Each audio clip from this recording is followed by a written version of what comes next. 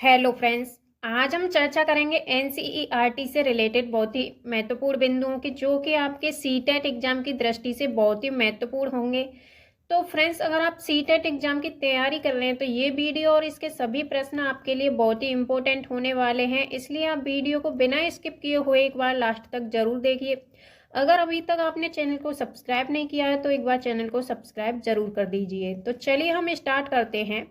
NCERT किताबों के महत्वपूर्ण बिंदु। एनसीएफ 2005 के अनुसार कक्षा 3 से 5 तक के पर्यावरण अध्ययन को 6 थीमों में विभाजित किया गया है, जो कि इस प्रकार से हैं। फर्स्ट है आपका परिवार एवं मित्र, सेकंड है भोजन, थर्ड है पानी, फोर्थ है आवास, फिफ्थ है यात्रा, सिक्स्थ है आपकी हम चीजें कैसे बनाते हैं। अब हम बात करते हैं मधुमक्खी पालन के बारे में। बिहार के मुजफ्फरपुर का बोचाहा गांव, इस इलाके में लीची के पेड़ बहुत अधिक पाए जाते हैं, इसलिए इस क्षेत्र के लोग मधुमक्खी पालकर शहद बनाने का काम करते हैं।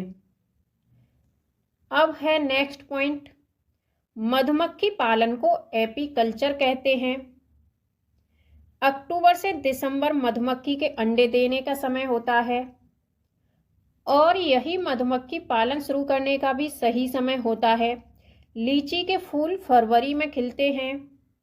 मधुमक्खी के हर छत्ते में एक रानी मधुमक्खी होती है जो कि अंडे देती है। छत्ते में कुछ नर मक्खी भी होती हैं। नेक्स्ट पॉइंट है, छत्ते में बहुत सारे काम करने वाली मक्खियां भी होती हैं। यह दिन भर काम करती हैं और शहद के लिए फूलों का रस भी यही ढूंढती हैं। जब मक्खी को रस मिल जाता है तो वह एक तरह का नाच करती हैं, उससे दूसरी मक्खियों को पता चल जाता है कि रस कहाँ पर है। नेक्स्ट है, वह रस से शहद बनाती हैं। छत्ता बनाने का काम भी इन्हीं का होता है और बच्चों को पालने का काम भी इन्हीं का होता है। मधुमक्खी पालन में सब बक्से का प्रयोग किया जाता है, यानी आपसे पूछा जाता है मधुमक्खी पालन में बक्से का प्रयोग किया जाता है कि नहीं, तो मधुमक्खी पालन में बक्से का प्रयोग किया जाता है। इस बक्से में चीनी का मीठा घोल डाला जाता है। नर मक्खी छत्ते के लिए कुछ खास काम नहीं करती। मधुमक्खी के डंक में फार्मिक अम्ल होता है। नेक्स्ट हम बात करते हैं चींटियों के बारे में। तो चींटियां मिलजुल कर रहती हैं और चींटियों का काम बटा रहता है। रानी चींटी अंडे देती है। सिपाही चींटियां बिल का ध्यान रखती हैं। काम करने वाली चींटियां भोजन ढूंढकर बिल तक लाती हैं। चींटियां चलते समय जमीन पर कुछ छोड़ती हैं, जिससे सूंघकर पीछे आने वाली चींटियों को रास्ता मिल जाता है। नेक्स्ट पॉइंट है आपका, दीमक और ततैये भी समूह में रहते हैं। जैसे कि चींटी लाइन लगा करके चलती हैं, समूह में रहते हैं, वैसे ही दीमक और ततैये भी समूह में रहते हैं। अब बात करते हैं रेशम का कीड़ा। तो रेशम का कीड़ा अपनी मादा को इसकी गंध से कई किलोमीटर दूरी से ही पहचान लेता है। नेक्स्ट है मच्छर। मच्छर हमारे शरीर की गंध, खासकर पैरों के तलवों की, और हमारे शरीर की गर्मी से हमें ढूंढ लेते हैं। मच्छर पानी में अंडे देते हैं। डेंगू, मलेरिया, चिकनगुनिया बीमारी मच्छरों के द्वारा फैलती है। रुके हुए पानी में या इकट्ठा हुए पानी में मलेरिया के मच्छर पैदा होते हैं, इसीलिए मच्छरों के प्रजनन को रोकने के लिए पानी में तेल डालना उचित रहता है। इससे पानी का पृष्ठ तनाव कम हो जाता है और ऑक्सीजन की आपूर्ति रुक जाती है, जिससे कि मच्छर का लार्वा मर जाता है। नेक्स्ट है आपका कुत्ता। तो कुत्तों की गलियों में अपनी जगह बटी हुई होती है। एक कुत्ता दूसरे के मल मूत्र की गंध से जान लेता है कि उसके इलाके में बाहर का कुत्ता आया हुआ है। अब बात करते हैं हम चूहे के बारे में। चूहों की देखने की क्षमता कम होती है, लेकिन इनके सूंघने, छूने और टेस्ट करने की क्षमता अधिक होती है। अब बात करते हैं उल्लू के बारे में। तो उल्लू अपनी गर्दन पीछे तक घुमा सकता है। मैना, तो मैना झटके से अपनी गर्दन आगे पीछे करती है। अब बात करते हैं चील, बाज और गिद्ध के बारे में। चील, बाज और गिद्ध हमसे 4 गुना अधिक दूरी तक देख पाते हैं। चील की पूंछ खांचे वाली होती है। गिद्ध मरे हुए जानवरों को खाकर जगह साफ कर देता है और आकाश में ऊंचाई पर उड़ता है। नेक्स्ट है कलचिड़ी या इंडियन रोबिन। तो कलचिड़ी पत्थर घरों के बीच अपना घोंसला बनाती है। इनके घोंसले में पौधों की नाजुक टहनी, जड़ें, ऊन, बाल, रुई ये सब बिछा हुआ होता है। नेक्स्ट है, यह छोटे छोटे कीड़े खाती है। इनकी चोंच अंदर से लाल होती है। अब है कौआ के बारे में। तो कौए के घोंसले में लोहे के तार और लकड़ी की टहनियाँ जैसी चीजें भी होती हैं। कौआ पेड़ की ऊंची डाल पर घोंसला बनाता है। कोयल अपना घोंसला नहीं बनाती, वह कौए के घोंसले में अंडे देती है। कौआ अपने अंडों के साथ साथ कोयल के अंडों को भी सहता है। अब बात करते हैं फाख्ता के बारे में। फाख्ता कैक्टस कांटों के बीच या मेहंदी की मेड़ में अपना घोंसला बनाती है। अब है गौरैया। गौरैया अलमारी के ऊपर, आईने के पीछे अपना घोंसला बनाती है। नेक्स्ट बात करते हैं हम बसंत गौरी के बारे में। तो बसंत गौरी यह गर्मियों में टुक टुक करती है। पेड़ के तने में गहरा छेद बना करके उसमें अंडे रखती है। नेक्स्ट टॉपिक है कबूतर। कबूतर पुराने मकान या खंडहर में अपना घोंसला बनाते हैं। अब बात करते हैं दर्जन चिड़िया। दर्जन चिड़िया अपनी नुकीली चोंच से पत्तों को सी लेती है और उनसे एक थैली सी बना लेती है, फिर उसमें अंडे देती है। अब है शक्कर खोरा। शक्कर खोरा किसी छोटे पेड़ या झाड़ी की डाली पर अपना लटकता हुआ घोंसला बनाती है। इसका घोंसला बाल, मकड़ी के जाले, पतली टहनियाँ, बारीक घास, सूखे पत्ते, रुई, पेड़ की छाल के टुकड़े और कपड़ों के चीथड़ों से घोंसला बना होता है। नेक्स्ट बात करते हैं नर बीवर पक्षी के बारे में। नर बीवर पक्षी अपने अपने घोंसले बनाते हैं। मादा बीवर उन सभी घोंसलों को देखती है, फिर उनमें से जो घोंसला सबसे ज़्यादा पसंद आता है उसमें ही वह अंडे देती है। अब बात करते हैं हम पंछियों के बारे में। तो पक्षी केवल अंडे देने के लिए घोंसला बनाते हैं। जब अंडों से बच्चे निकल जाते हैं तो वह घोंसला छोड़कर उड़ जाते हैं। घोंसला छोड़कर पक्षी अलग अलग जगह चले जाते हैं, जैसे पेड़ों पर, जमीन पर और पानी में। अधिकतर पक्षियों की आंखें उनके सिर के दोनों तरफ होती हैं। पक्षी एक ही समय में दो अलग अलग चीज़ों को एक साथ देख लेते हैं, यानी उन पर नज़र डाल लेते हैं। जब अलग अलग चीज़ों पर केंद्रित करते हैं नज़र, तो उनका देखने का दायरा बढ़ता है। जब वे बिल्कुल सामने देखते हैं तो इनकी दोनों आंखें एक ही चीज़ पर होती हैं और ज़्यादातर पक्षियों की आंखों की पुतली घूम नहीं सकती, वह अपनी गर्दन घुमाकर ही आसपास देखते हैं। पक्षियों के पंख उन्हें उड़ने में मदद करते हैं और उन्हें गर्माहट भी देते हैं। उनके नए पंख आते रहते हैं और पुराने पंख झड़ते रहते हैं। कुछ पक्षी अलग अलग खतरों के लिए कुछ अलग अलग आवाज़ें निकालते हैं, जैसे कि उड़कर आने वाले दुश्मन के लिए एक अलग तरह की आवाज़ और ज़मीन पर चलकर आने वाले के लिए दूसरी तरह की आवाज़। पक्षियों के कान दिखते नहीं हैं, लेकिन उनके सिर के दोनों तरफ छोटे छोटे छेद होते हैं जो पंखों से ढके रहते हैं। पक्षी इन्हीं की मदद से सुनते हैं। अब बात करते हैं हाथी के बारे में। तो हाथी को पानी और कीचड़ में खेलना बहुत पसंद है। इससे उसके शरीर को ठंडक मिलती है। हाथी के कान पंखे जैसे होते हैं। गर्मी लगने पर हाथी अपने कान हिलाकर हवा भी करते हैं। 3 महीने के हाथी 200 किलोग्राम का वजन का होता है। एक बड़ा हाथी दिन में 100 किलोग्राम यानी 1 कुंटल से ज़्यादा पत्ते और झाड़ियाँ खा लेता है। हाथी बहुत कम आराम करता है, एक दिन में केवल 2 से 4 घंटे सोता है। हाथी परेशानी आने पर एक दूसरे की मदद भी करते हैं। नेक्स्ट हम बात करते हैं हाथी के झुंड के बारे में। तो झुंड में केवल हथनियां और बच्चे ही रहते हैं। झुंड की सबसे बुजुर्ग हथनी ही पूरे झुंड की नेता होती है। झुंड में 10 या 12 हथनी और बाकी बच्चे होते हैं। 14-15 साल तक हाथी झुंड में रहता है, फिर वह झुंड छोड़कर चला जाता है। नेक्स्ट बात करते हैं स्लॉथ के बारे में। तो स्लॉथ दिखने में भालू की तरह होते हैं, पर यह भालू से अलग होते हैं। ये दिन में करीब 17 घंटे पेड़ों से उल्टे लटककर आराम से सोते रहते हैं। यह सप्ताह में एक बार ही सोच के लिए पेड़ से नीचे उतरते हैं। जिस पेड़ पर ये रहते हैं उसी के पत्ते खाकर अपना पेट भरते हैं। 40 वर्ष के अपने जीवन में ये सिर्फ 8 पेड़ों पर ही घूमते हैं। नेक्स्ट बात करते हैं बाघ के बारे में। तो बाघ अंधेरे में हमसे 6 गुना बेहतर देख सकता है। बाघ की मूंछें हवा में हुए कंपन को भांप लेती हैं, जिससे उसे शिकार की सही स्थिति का पता चल जाता है और इससे वो अंधेरे में रास्ता ढूंढ लेता है। बाघ अपने इलाके में मूत्र करके अपनी गंध छोड़ता है। दूसरा बाघ इस गंध को तुरंत पहचान लेता है।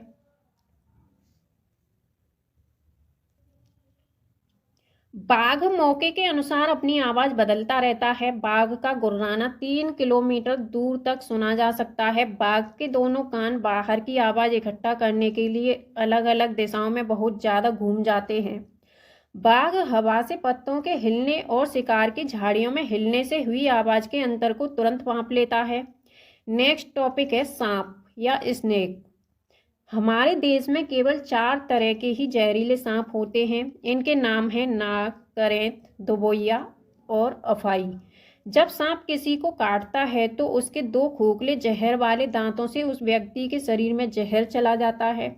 इस जहर से बचने के लिए उस व्यक्ति को सीरम नाम की दवाई दी जाती है, जो सांप के जहर से ही बनाई जाती है। और सांप के दांत नुकीले होते हैं, लेकिन वह अपने शिकार को चबाकर नहीं बल्कि पूरा निगल कर करता है। सांप के बाहरी कान नहीं होते, वह जमीन पर हुए कंपन को ही सुन पाता है। सपेरों को कालबेलिया भी कहते हैं। कालबेलिया नाच में सांप जैसी मुद्राएं होती हैं। कालबेलिया नाच आपका राजस्थान का फेमस है। लंगूर। जंगल में ऊंचे पेड़ पर बैठा लंगूर अपने पास आती मुसीबत को देखकर एक खास आवाज निकालकर अपने साथियों को संदेश देता है और उन्हें चौकन्ना करता है। नेक्स्ट है मगरमच्छ। तो मगरमच्छ के छोटे छेद जैसे कान होते हैं, लेकिन आसानी से दिखाई नहीं देते। नेक्स्ट है छिपकली। तो छिपकली के भी छोटे छेद जैसे कान होते हैं और मछलियां खतरों की चेतावनी एक दूसरे को बिजली तरंगों से देती हैं। डॉल्फिन भी अलग अलग तरह की आवाज निकालती है और एक दूसरे से बात करती है। गिलहरी के दांत हमेशा बढ़ते रहते हैं। दांतों से काटने और कुतरने के कारण इनके दांत घिस जाते हैं। बिल्ली के दांत नुकीले होते हैं, जो मांस को फाड़ने और काटने के काम में आते हैं। गाय के आगे के दांत पत्तों को काटने के लिए होते हैं और पीछे के दांत चपटे और बड़े होते हैं, जो घास को चबाने के लिए होते हैं। अब बात करते हैं जानवरों के बारे में। तो जानवरों की खाल पर जो डिजाइन होते हैं, जो पैटर्न होते हैं, वह उनके बालों के रंग के कारण होते हैं। दिन में जागने वाले जानवर आम तौर पर कुछ रंग ही देख पाते हैं। रात में जागने वाले जानवर हर चीज को सफेद और काली ही देखते हैं। बहुत से जानवर किसी खास मौसम में लंबी गहरी नींद में चले जाते हैं, जैसे कि छिपकली।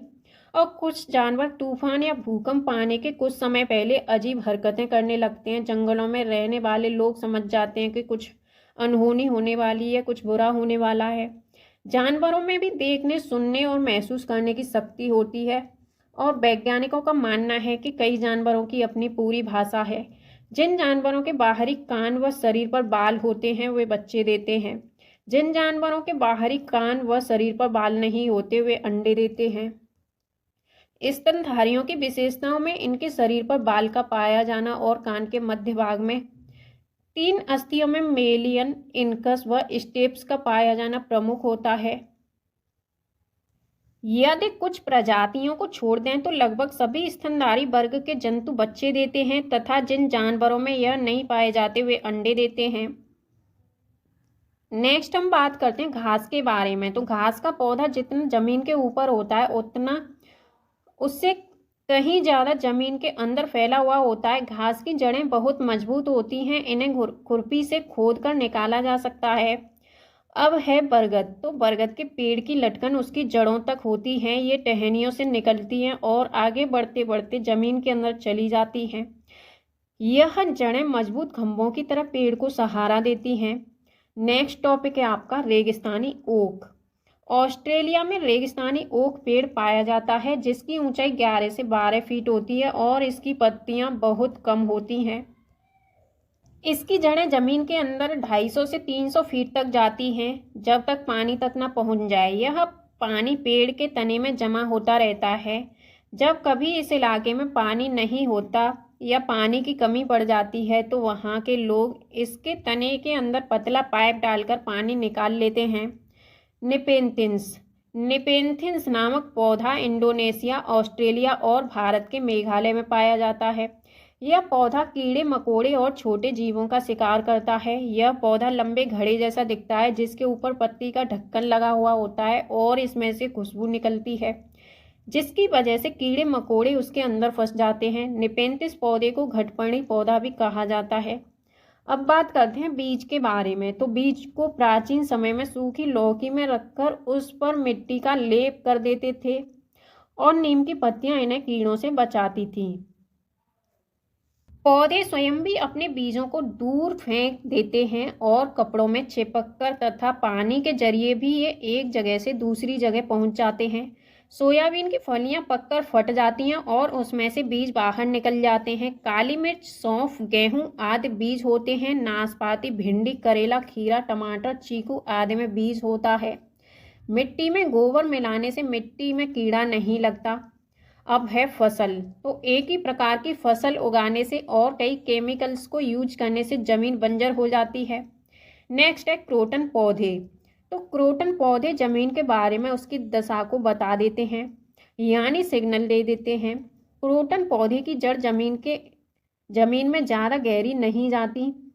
जब मिट्टी सूखने लगती है तो इस पौधे की पत्तियां सूखने लगती हैं और झड़ने लगती हैं, जिससे मिट्टी का पता चल जाता है कि मिट्टी सूख रही है। तो ये एक प्रकार का सिग्नल होता है। जड़ें पौधों को सहारा देती हैं, जल तथा खनिजों को अवशोषित करती हैं और ह्यूमस उपलब्ध करवाती हैं। नेक्स्ट पॉइंट है सब्जियां।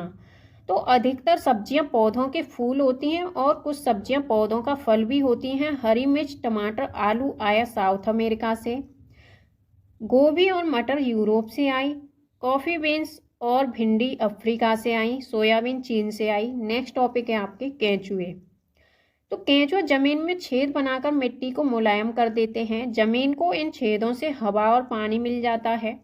केंचुए मृत पत्तियां और पौधों को खाते हैं और इनके मल से जमीन उपजाऊ बनती है। केंचुओं को किसानों का मित्र भी कहा जाता है।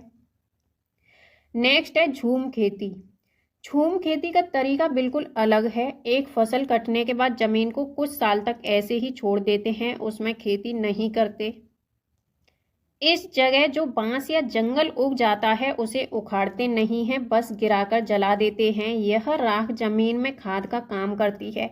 जमीन को जलाते हुए आसपास के पेड़ न जलें, जंगलों को नुकसान न पहुंचे, इसका भी ध्यान रखना पड़ता है।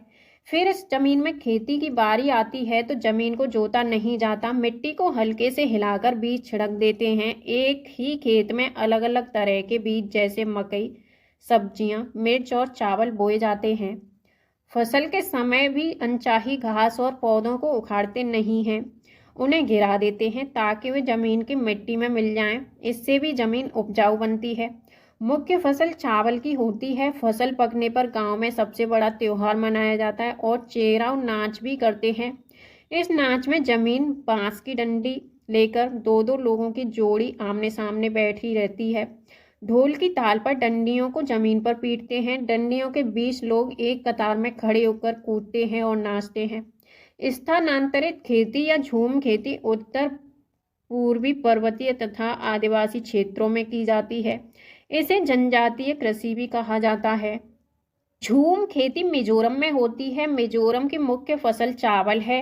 मिजोरम में 3/4 लोग जंगल में रहते हैं। यहाँ खेती की लॉटरी निकाली जाती है। जमीन को साझा मानकर सभी लोगों को बारी बारी उस जमीन पर खेती करने का अवसर मिलता है। मिजोरम में मिजो भाषा बोली जाती है। मिजोरम में बांस के बर्तन बनाए जाते हैं। जिस मैदान में 1 टिन बीज बोए जाते हैं उसे 1 टिन जमीन बोलते हैं। कुड़ुक झारखंड की एक आदिवासी जनजाति है। कुड़ुक भाषा में जंगल को तोरांग कहते हैं। भारत के उत्तर पूर्वी क्षेत्रों में स्थानीय खेती करने का रिवाज है। वेलवन का गांव कर्नाटक में है। जुलाई के महीने में प्याज उगाने का काम शुरू हो जाता है। खूंटी की मदद से खेत की मिट्टी को नरम किया जाता है।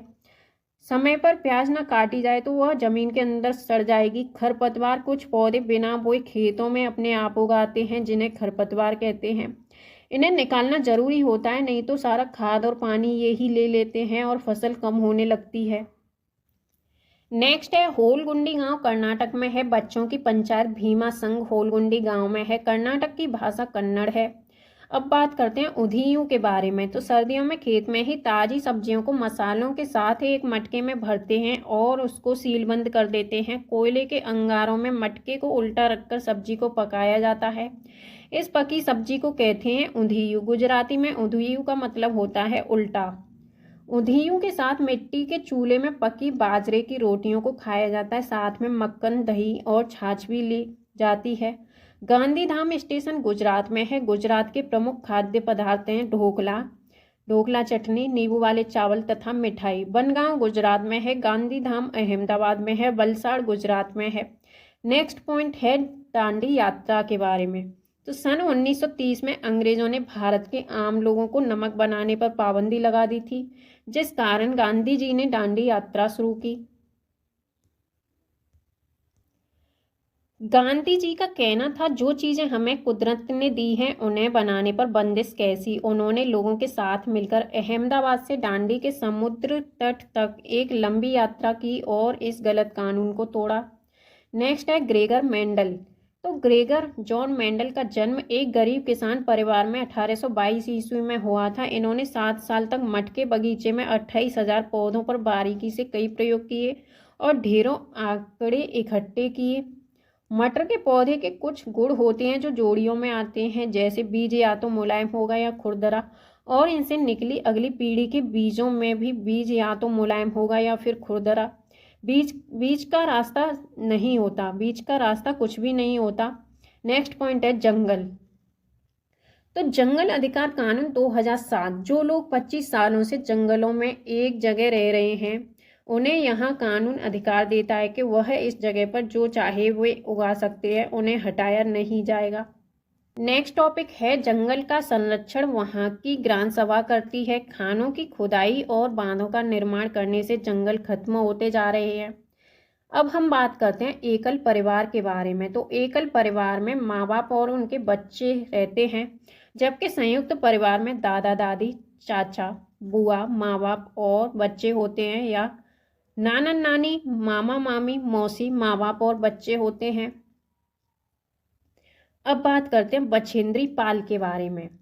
तो बछेंद्री पाल भारत की पहली और विश्व की 5वीं महिला थी जिन्होंने माउंट एवरेस्ट की चोटी पर चढ़ाई की। बछेंद्री पाल बचपन में एक पिकनिक में गई थी जहां वे 4000 मीटर ऊंची चोटी पर चढ़ गई थी। तब ये कुल 12 वर्ष की थी। ये उत्तराखंड में गढ़वाल एरिया में नाकुरी गांव में बड़ी हुई। इन्होंने नेहरू इंस्टीट्यूट ऑफ माउंटेनियरिंग से अपनी ट्रेनिंग ली। इनके गाइडर ब्रिगेडियर ज्ञान सिंह थे। 1984 में माउंट एवरेस्ट में जाने के लिए टीम मेंबर बनी। अब बात करते हैं 23 मई को दोपहर के 1:07 पर अपना पहला कदम 8,848 मीटर ऊंची चोटी माउंट एवरेस्ट पर इन्होंने रखा। इनके साथ एक और मेंबर भी गई थी। ये एक साथ कदम नहीं रख पाए क्योंकि वहां जगह नहीं थी। तो पहले इन्होंने अपना कदम रखा, उसके बाद अपना सिर झुकाया, झंडा फहराया और तस्वीरें ली। माउंट एवरेस्ट को नेपाल में सागर माथा भी कहते हैं। अब हम बात करते हैं कर्णम मल्लेश्वरी के बारे में। तो ये एक वेट लिफ्टर हैं। आंध्र प्रदेश की ये रहने वाली हैं। ये 130 किलोग्राम तक का वजन उठा लेती हैं। भारत के बाहर इन्होंने 29 मेडल जीते हैं। नेक्स्ट पॉइंट है सुनीता विलियम्स के बारे में। तो सुनीता विलियम्स 360 किलोमीटर दूर स्पेस में गई थी। सुनीता विलियम्स ने 6 महीने से ज़्यादा अंतरिक्ष में समय बिताया। वे सबसे लंबे समय तक स्पेस में रहने वाली महिला थी। सुनीता विलियम्स के अनुभव स्पेसशिप में। तो वहाँ एक जगह बैठ नहीं पाते थे, एक जगह से दूसरी जगह तैरते या फ्लोट करते रहते थे। पानी भी नहीं रुकता था, बुलबुले बन के फ्लोट करता था। चेहरा या हाथ धोने के लिए बबल पकड़ना पड़ता था और कागज गीला करना पड़ता था। वहाँ कंघी करने की आवश्यकता नहीं थी क्योंकि बाल हमेशा खड़े रहते थे। वहाँ टहल नहीं सकते थे और फ्लोट करने की आदत हो गई थी। एक जगह पर रुकने के लिए खुद को बांधना पड़ता था। नील आर्मस्ट्रॉन्ग चांद पर उतरने वाले प्रथम व्यक्ति थे। वे चांद पर 1969 में गए थे। भारत अर्जेंटीना के विपरीत देशांतर पर है, इसीलिए भारत के लोगों के सापेक्ष उल्टे हैं। अब बात करते हैं अल-बेरूनी के बारे में। तो 1000 से भी ज़्यादा साल पहले एक यात्री भारत आए। इनका नाम था अल-बेरूनी। अल-बेरूनी जिस देश से आए हुए थे उसका नाम था उज्बेकिस्तान। अल-बेरूनी ने बहुत ही बारीकी से चीज़ों और जगहों को देखा और उनके बारे में लिखा, खासतौर से वे जो उन्होंने अपने देश से अलग लगी। अल-बिरूनी उस समय के तालाबों के बारे में लिखते हैं कि यहाँ के लोग तालाब बनाने में तो माहिर हैं, अगर हमारे देश के लोग इन्हें देखेंगे तो हैरान ही रह जाएंगे। बहुत बड़े बड़े भारी पत्थरों को लोहे के कुंडों और सरियों से जोड़कर तालाब के चारों तरफ चबूतरे बनाए जाते हैं। इन चबूतरों के बीच में ऊपर से नीचे जाती हुई सीढ़ियों की लंबी कतारें होती हैं। लोगों के उतरने चढ़ने के रास्ते अलग अलग होते हैं। यहाँ कभी भीड़ लगने से परेशानी नहीं होती। आज इतिहास पढ़ने वाले लोगों को अल-बिरूनी की किताबों से उस जमाने के बारे में बहुत कुछ पता चलता है। नेक्स्ट पॉइंट है चमकता सितारा यानी गर्ल स्टार। सूर्यमणि एक चमकता सितारा यानी गर्ल स्टार है। चमकते सितारे उन साधारण लड़कियों की असाधारण कहानियां हैं जिन्होंने स्कूल जाकर अपनी जिंदगी बदल दी। सूर्यमणि चाहती थी कि लोग त्योहारों पर अपने गीत गानों को गाएं, उन्हें भूलें ना और अपने पहनावे को चाव से पहने। जड़ी बूटियों की समझ और बांस की चीजें बनाने की कला बच्चे भी सीखें। अपनी स्कूल की भाषा तो सीखें ही, अपनी कुड़ुक भाषा का रिश्ता भी उससे जोड़ें। यह सब तोरंग केंद्र में होता है। तोरंग में कुड़ुक समाज और अन्य आदिवासियों की खास किताबों को संभाल कर रखा गया है। गाने बजाने की कई चीजें जैसे बांसुरी, तरह तरह के ढोल भी हैं। सूर्यमणि 21 साल की थी जब उसने बांस भी दी थी और कई लोगों की मदद से एक केंद्र खोला। उसने इस जगह का नाम रखा तोरंग। कुड़ुक भाषा में तोरंग का मतलब होता है जंगल। नेक्स्ट पॉइंट है केरल। तो केरल के बारे में हम बात करते हैं। फर्स्ट पॉइंट है इसमें, केरल में टैपियोका जमीन के नीचे उगाया जाता है। यह एक प्रकार का फल है जिसे केरल के लोग उबाल कर खाते हैं। बल्लम लकड़ी की बनी एक छोटी नाव होती है जो केरल में पाई जाती है। केरल में मलयालम भाषा बोली जाती है। मलयालम में माँ की बड़ी बहन को बलियम्मा और नानी को अम्मूमा कहते हैं। चाचा को चिटप्पन और चाची को कुंजमा कहते हैं और पिता को अप्पा कहते हैं। केरल में एक जगह से दूसरी जगह जाने के लिए फेरी नाव का प्रयोग किया जाता है। केरल को मसालों का बगीचा भी कहते हैं। कथकली नृत्य केरल में होता है। यहाँ केले के फूलों की सब्जी बनाई जाती है। केरल में नारियल के पेड़ अधिक होते हैं। केरल के निकटवर्ती राज्य हैं तमिलनाडु और कर्नाटक। इसकी राजधानी है तिरुवनंतपुरम।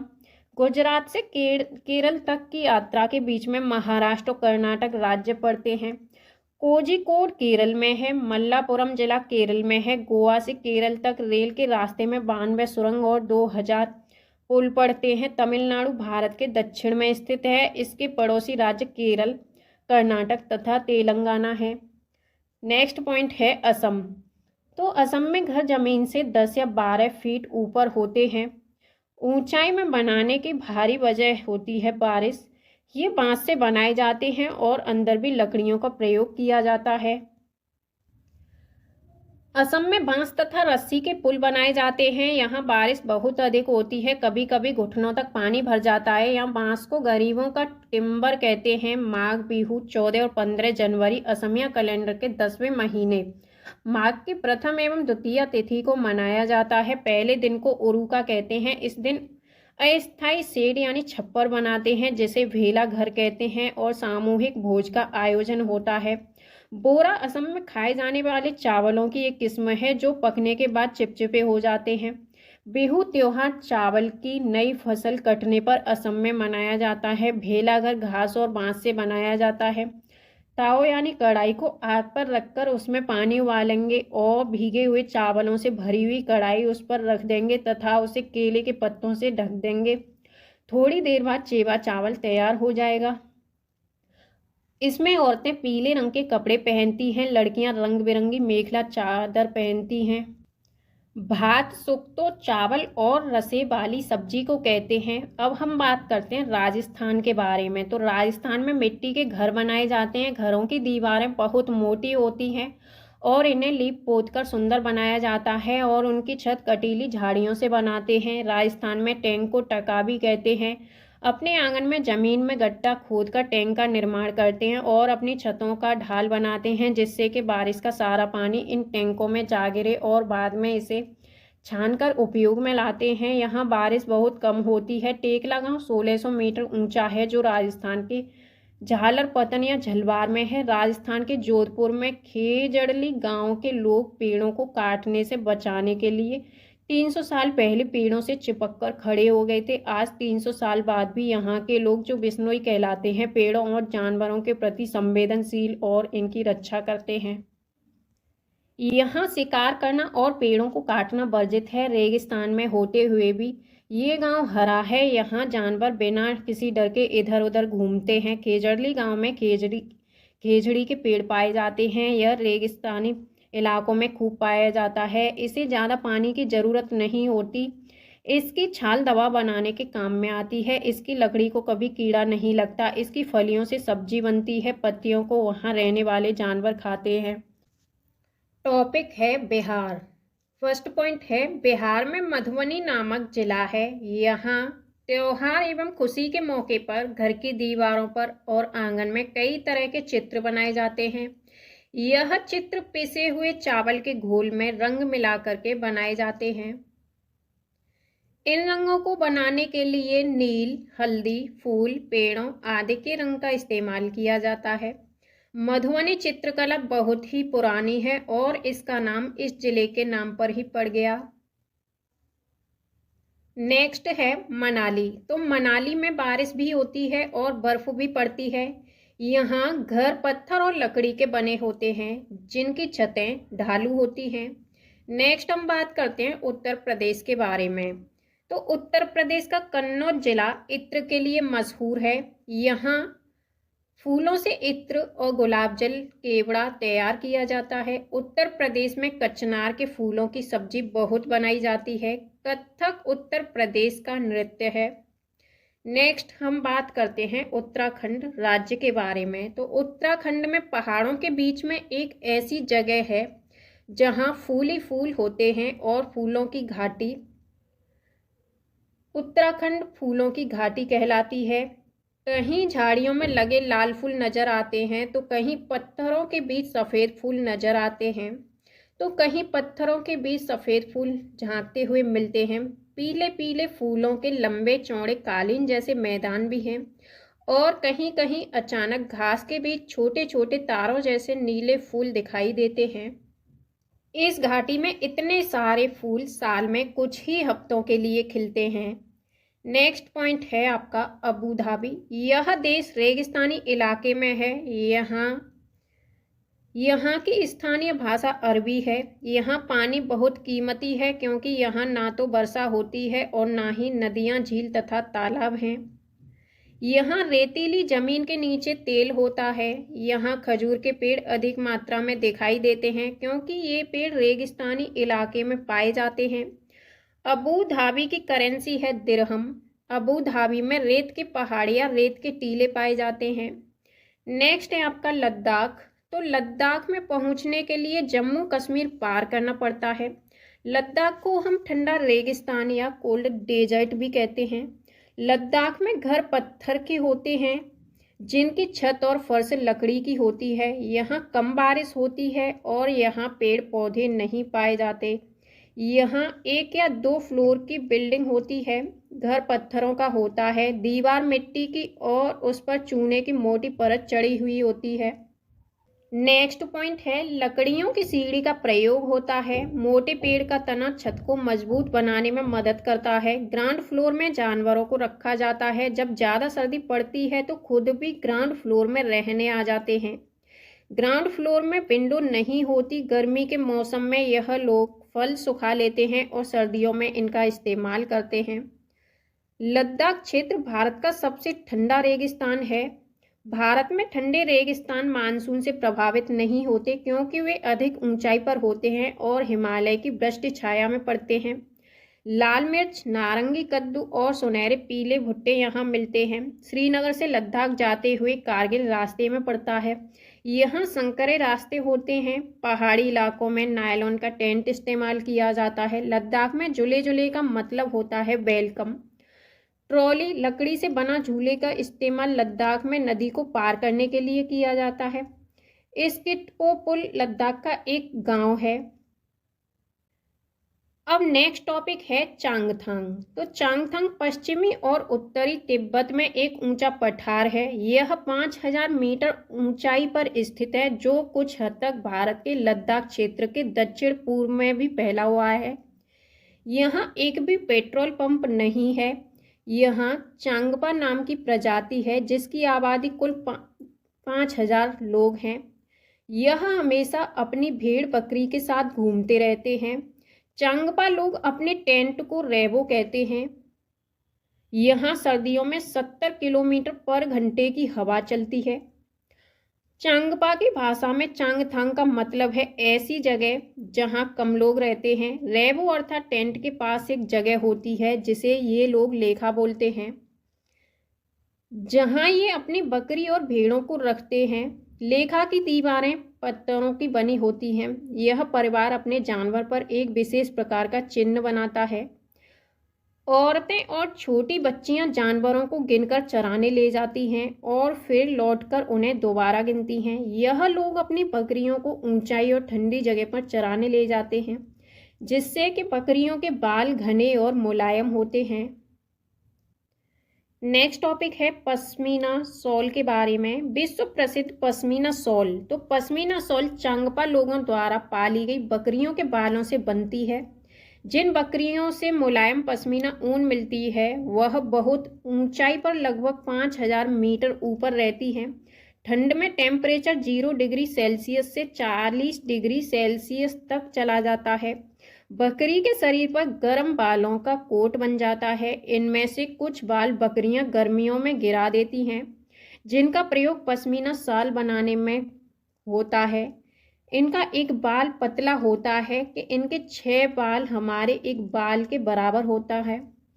यह शॉल हाथ से बनाए जाते हैं। लगभग 250 घंटे की बुनाई के बाद एक प्लेन शॉल बनता है। एक पश्मीना शॉल 6 स्वेटरों जितना गर्म होता है। अब हम बात करते हैं श्रीनगर के बारे में। तो श्रीनगर में कुछ घर पहाड़ में, कुछ पानी में, कुछ ऊंचे पर्वतों पर और कुछ पत्थरों में होते हैं। इन पर लकड़ी के सुंदर डिजाइन बने हुए होते हैं। हाउस बोट यह 80 फीट तक लंबी हो सकती है और 8 से 9 फीट तक चौड़ी हो सकती है। डोंगा ये नाव झेलम नदी में डल झील में मिलती है। इसके अंदर कई कमरे होते हैं और अंदर से यह एक घर की तरह लगती है। इन पर लकड़ियों के सुंदर डिजाइन बनाए जाते हैं। जो इस छत पर डिजाइन होता है उसे हम खत्म बंद कहते हैं। कश्मीर के गांव में घर पत्थर से बनते हैं और ढलान वाली छतें होती हैं। कुछ पुराने घरों में विशेष प्रकार की खिड़कियां होती हैं जो दीवारों पर निकली होती हैं। इन्हें हम डैब कहते हैं। इनमें सुंदर डिजाइन बने होते हैं। कुछ पुराने घर पत्थरों के बने हुए होते हैं और कुछ ईंटों और लकड़ियों के भी होते हैं। दरवाजे और खिड़कियों में सुंदर मेहराब होते हैं। शिकारा नाव पर्यटकों को आकर्षित करती है। कश्मीर में सरसों के तेल में मछली को पकाकर खाते हैं। गोवा में नारियल के तेल में, और कहवा कश्मीर की एकमात्र खास किस्म की चाय होती है। उर्दू डोगरी कश्मीर की भाषा है। अब हम बात करते हैं आंध्र प्रदेश के बारे में। तो पोचमपल्ली जिला आंध्र प्रदेश में है। इस जिले के अधिकतर लोग बुनकर हैं, अतः इस बुनाई को पोचमपल्ली व कलमकारी के नाम से जाना जाता है। नल्लामड़ा आंध्र प्रदेश में है। मुक्तापुर गांव आंध्र प्रदेश के पोचमपल्ली जिले में है। आंध्र प्रदेश में लोगों का एक समूह एक विशेष कैंप लगाता है। इस कैंप के द्वारा कम उम्र की शादीशुदा लड़कियों को दोबारा स्कूल भेजने में मदद की जाती है। आंध्र प्रदेश की भाषा है तेलुगु। नेक्स्ट हम बात करते हैं मुंबई के बारे में। तो मुंबई भारत का सबसे बड़ा शहर है। दिल्ली से मुंबई जाने के लिए गुजरात, राजस्थान को पार करते हुए महाराष्ट्र में आना पड़ता है। दिल्ली से मुंबई 1400 किलोमीटर दूर है। Victoria terminal railway station Mumbai में है। पहली बार 16 अप्रैल 1853 को मुंबई से ठाणे के बीच पहली रेलगाड़ी चली। नागपाड़ा और अफसाना मसूरी बास्केटबॉल टीम मुंबई में है। सोलापुर मुंबई में है। कफ परेड मुंबई में है। बच्चू खान प्लेग्राउंड मुंबई में है, जिसका नाम मुस्तफा खान कोच के नाम पर पड़ा। सहजन के फूलों के पकौड़े महाराष्ट्र में खाए जाते हैं। बरली एक पारंपरिक कला है जिसका प्रचलन महाराष्ट्र में है। महाराष्ट्र गुजरात सीमा पर सर्वाधिक देखने को मिलता है।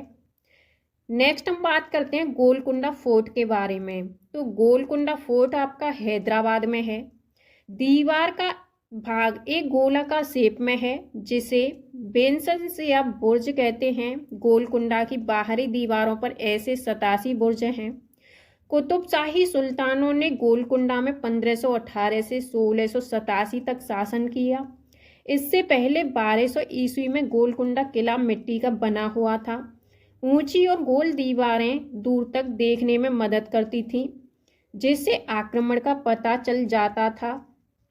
औरंगजेब यहां आक्रमण करने आया था पर असफल रहा। लगभग 8 महीने तक किले के बाहर अपनी सेना के साथ रहा। किले के चारों तरफ खाई थी, जिस वजह से आक्रमण नहीं कर पाया।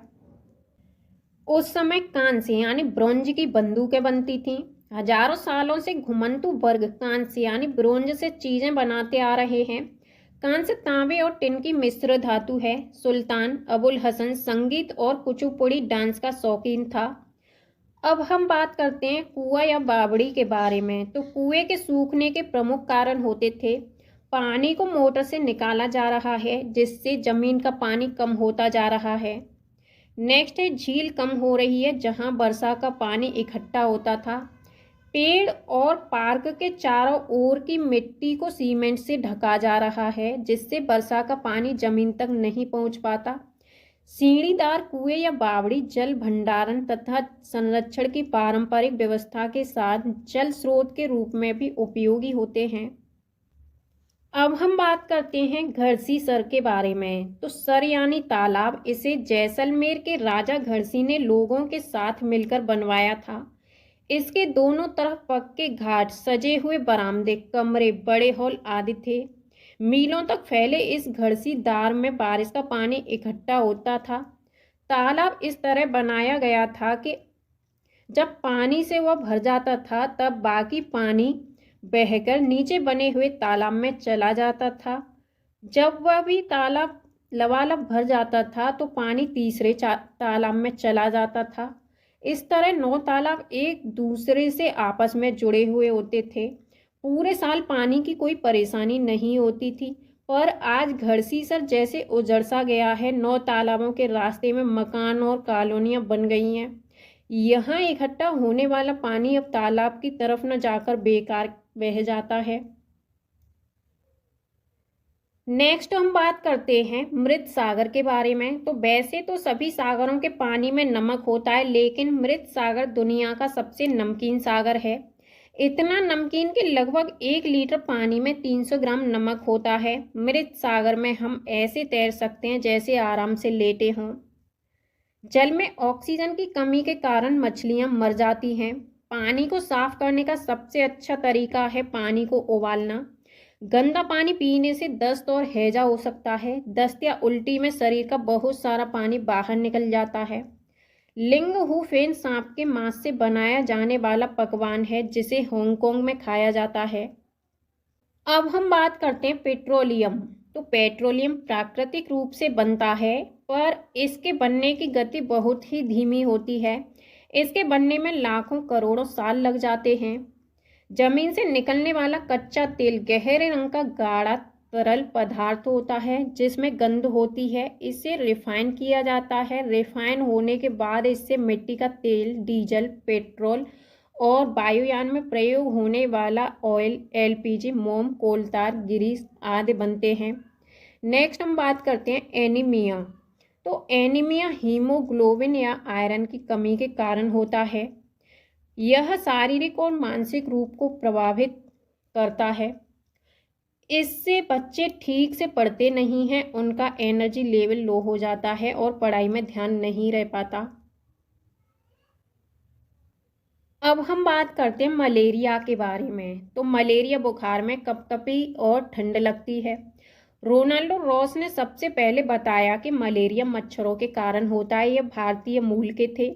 मलेरिया को दूर करने की दवाई सिनकोना पेड़ की छाल से बनाई जाती है। नेक्स्ट है लोहा। लोहा यानी आयरन। तो गुड़, आंवला और हरे पत्तेदार सब्जियों में ये मिलता है। भूख लगने का पता मस्तिष्क के हाइपोथैलेमस के कारण पता चलता है। जीभ पर 4 तरह की 900 ग्रंथियां होती हैं। चबाकर खाने से टाइलिन निकलकर स्टार्च का माल्टोज शुगर में बदल देता है, जिससे भोजन मीठा लगने लगता है। पकाने के तरीके होते हैं भूनकर, उबाल के, तल के और सेक कर बनाना।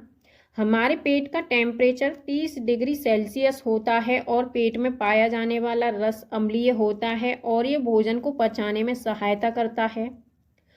अचार रखने के लिए कांच के जार को और बोतल को अच्छे से सुखाया जाता है ताकि नमी न रह जाए, नहीं तो अचार खराब हो जाएगा। नेक्स्ट पॉइंट है, जब दस्त लगते हैं या उल्टियां होती हैं तो हमारे शरीर से बहुत सारा पानी बाहर निकल जाता है। यह शरीर के लिए हानिकारक हो सकता है, इसलिए जरूरी है कि शरीर में पानी की कमी पूरी हो जाए। जब तक उल्टियां और दस्त हों तब तक थोड़ी थोड़ी देर में पानी पीते रहना चाहिए। पानी में शक्कर और नमक भी मिला लेना चाहिए। बहुत छोटे बच्चों को माँ का दूध पिलाते रहना बहुत ज़रूरी है। बीमारी रोकने के लिए दवाइयाँ जो घरेलू भी हो सकती हैं ले लेनी चाहिए। ब्रेल लिपि तो एक मोटे कागज पर एक नुकीली चीज से 6 बिंदुओं को उभारा जाता है। फिर उभरे हुए बिंदुओं पर उंगलियों के सहारे ने स्पर्श करते हुए पढ़ा जाता है। यह लिपि ब्रेल लिपि कहलाती है। लुइस ब्रेल फ्रांस के थे। 3 साल की उम्र में अपने पिता के औजारों से खेलते हुए इनकी आंखों की रोशनी चली गई थी। पढ़ाई में बहुत रुचि थी तो यह पढ़ने और लिखने के विभिन्न तरीकों को सोचने लगे और फिर एक तरीका निकाला जो बाद में लुइस स्क्रिप्ट के नाम से जाना गया। नेक्स्ट पॉइंट है, यह स्क्रिप्ट 6 बिंदुओं पर आधारित होती है। अब यह कंप्यूटर के प्रयोग से भी लिखी जाती है। नेक्स्ट हम बात करते हैं नेशनल पार्क के बारे में। तो Jim Corbett national park Uttarakhand में और यहाँ हाथी और चीता पाए जाते हैं। काजीरंगा राष्ट्रीय पार्क असम में है। यह एक सींग वाले गैंडे के लिए मशहूर है और यहाँ हाथी और चीता भी पाए जाते हैं। बांदीपुर राष्ट्रीय पार्क कर्नाटक में है। यहाँ हाथी और चीता पाए जाते हैं। भारत का पहला राष्ट्रीय उद्यान है जिम कॉर्बेट। भारत का सबसे बड़ा राष्ट्रीय उद्यान है हिमिस, जो कि लेह जम्मू कश्मीर में है। नेक्स्ट है, सबसे छोटा राष्ट्रीय park south button Andaman Nicobar में है। देश में सबसे अधिक राष्ट्रीय पार्क मध्य प्रदेश में है। विश्व का एकमात्र तैरता हुआ राष्ट्रीय उद्यान केवल नामजाओ, जो कि मणिपुर में है। नेक्स्ट पॉइंट है, देश का सबसे बड़ा बाघ अभ्यारण्य नागार्जुन सागर आंध्र प्रदेश में है। कोंकणी गोवा की भाषा है। पैर की हड्डी टूटने पर 6 सप्ताह का प्लास्टर चढ़ता है। सबसे ज़्यादा चावल उड़ीसा के कालाहांडी जिले में उगाया जाता है। डेरा गाजी खान पाकिस्तान में है। सोहना गांव हरियाणा में है। सोहना से दिल्ली जाते हुए गुड़गांव रास्ते में पड़ता है। गिजूभाई बधेका गुजरात में रहते थे। वे बच्चों के लिए मज़ेदार किस्से, कहानियां और पत्र लिखा करते थे। नेक्स्ट टॉपिक है ट्रॉली। तो यह लकड़ी से बना एक झूला होता है। यह लोहे की रस्सी पर टंगा हुआ होता है जो पुली की मदद से रस्सी पर सरकता है। 4-5 बच्चे इसमें एक साथ बैठ सकते हैं। नेक्स्ट है ऊंट गाड़ी। तो ऊंट गाड़ी राजस्थान में एक जगह से दूसरी जगह आने जाने के लिए इसका प्रयोग किया जाता है। नेक्स्ट है जुगाड़। तो जुगाड़ ये आगे से मोटर बाइक की तरह दिखता है और पीछे से लकड़ी के फट्टों से बना हुआ होता है। नेक्स्ट टॉपिक है बैलगाड़ी। ये मैदानी इलाकों के गांव में प्रयोग की जाती है। अब हम बात करते हैं समुद्र तट के बारे में। तो भारत का पश्चिमी तट अरब सागर के रूप में जाना जाता है, जिसके किनारे महाराष्ट्र, गुजरात, कर्नाटक, केरल तथा गोवा राज्य स्थित है। भारत का पूर्वी तट बंगाल की खाड़ी के रूप में जाना जाता है, जिसके किनारे पश्चिम बंगाल, आंध्र प्रदेश, तमिलनाडु, ओडिशा राज्य स्थित है। नेक्स्ट हम बात करते हैं गैस। तो द्रव से गैस परिवर्तन होने की प्रक्रिया बाष्पीकरण कहलाती है। बाष्पीकरण की प्रक्रिया उस समय सबसे धीमी होती है जब सतह क्षेत्र और तापमान दोनों में कमी होती है। जब सतह का क्षेत्र बड़ा होता है तो तापमान कम या अधिक होने की स्थिति में भी बाष्पीकरण होता है। Carbon dioxide, nitrous oxide, chlorofluorocarbon, methane आदि ग्रीन हाउस गैसें होती हैं। ये गैसें जलवायु परिवर्तन के लिए जिम्मेदार होती हैं और इनसे विश्व में गर्मी बढ़ रही है। भारत में क्लोरोफ्लोरोकार्बन पर रोक लगा दी गई है। हेलो फ्रेंड्स, आज हम बात करेंगे सीटेट एग्जाम से रिलेटेड बहुत ही इम्पोर्टेंट क्वेश्चंस की, जो कि आपके एनसीईआरटी ईवीएस से रिलेटेड होने वाले हैं। तो फ्रेंड्स, अगर आप भी सीटेट एग्जाम की तैयारी कर रहे हैं तो ये वीडियो और इसके सभी प्रश्न आपके लिए बहुत ही इम्पोर्टेंट होने वाले हैं। तो चलिए फ्रेंड्स, हम स्टार्ट करते हैं झूम खेती यानी झूम फार्मिंग के बारे में। इसका फर्स्ट पॉइंट है, एक फसल काटने के बाद जमीन को कुछ वर्षों के लिए वैसे ही छोड़ दिया जाता है, वहां कुछ भी नहीं उगाया जाता है। नेक्स्ट पॉइंट है, उस भूमि पर उगने वाले बांस या खरपतवार को नहीं निकाला जाता है, इन्हें काटकर जला दिया जाता है। राख भूमि को उपजाऊ बनाती है। जब जमीन खेती के लिए तैयार हो जाती है तो उसे हल्का खोदा जाता है, जोता नहीं जाता। खरपतवार व अन्य अवांछित पौधों को भी उखाड़ा नहीं जाता, बस काट दिया जाता है ताकि वे मिट्टी में मिल जाएं। यह मिट्टी को उपजाऊ बनाने में भी मदद करता है। यह मिजोरम में किया जाता है, यानी झूम खेती आपका मिजोरम में की जाती है। मिजोरम की मुख्य फसल चावल है। जब फसल पक जाती है तो लोग जश्न मनाते हैं और वे बांस पकड़कर चेहरा नृत्य करते हैं। हम अपने माता पिता से जन्म के समय कुछ गुण प्राप्त करते हैं और कुछ चीजें या कौशल हम अपने पर्यावरण से सीखते हैं। पोलियो वायरस के कारण होता है, यह विरासत में नहीं मिलता। अगला है, इन बीमारियों के बारे में जानकारी फैलाने के लिए डॉक्टरों को आमंत्रित किया जा सकता है। नेक्स्ट है, ग्रेगर मेंडल का जन्म 1822 में ऑस्ट्रिया के एक गरीब किसान परिवार में हुआ था।